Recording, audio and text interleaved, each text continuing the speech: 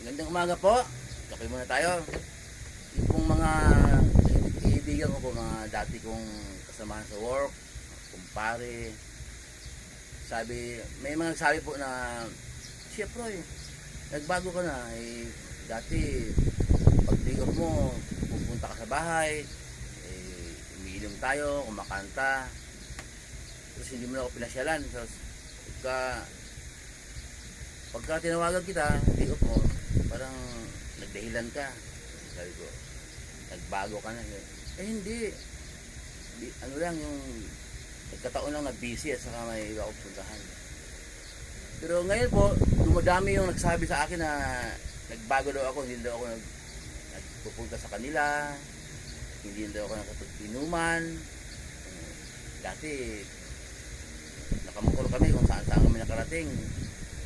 Kasi tawagan nila ako, minsan hindi pa sumasagot, minsan hindi pa nagre-reply. Tapos pagka niyaya, hindi na ako sasama. Hindi na sasama. Nagbago na daw ako.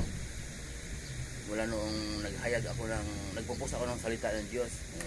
Sabi ko, ang masasabi ko po noon, hindi po ako nagbago sa inyo.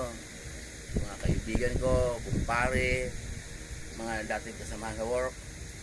Ano yun yung nag-mature lang po. Nag-mature lang. Mahal ko kayong lahat. Nag-mature lang yung siyempre gastos lang yun, inuman. Sige, next time pag may time.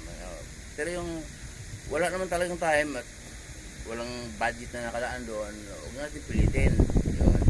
Nag-mature lang po. Lahat kayo, kumpare ko, kaibigan, lahat kasamahan sa work. Lahat kinaalala ko naman kayo. Mahal ko pa rin kayo. Yung lingkod, Chef Roy. Ganun lang po yan.